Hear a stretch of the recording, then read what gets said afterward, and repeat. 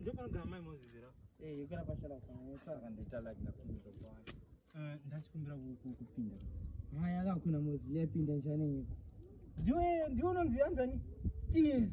Okura lezo. Hayo mtala.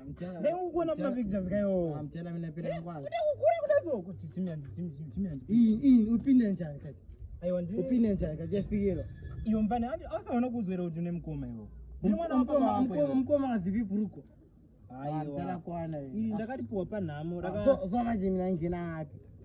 Ndiri mwana wa baba wako. Mtala masalo gako. Aiwa, mira zve ndatumirwa afa puta. Zvani ti. Iwo ndiononzi Tino. Ndala kulimi ndaba yako yo. Zvisese. Mushe. Saka ndiononzi Tino handiti. Kufikile. Ndenda ndinatete ndiri kuya. Welcome njani njote yazi ndiyo.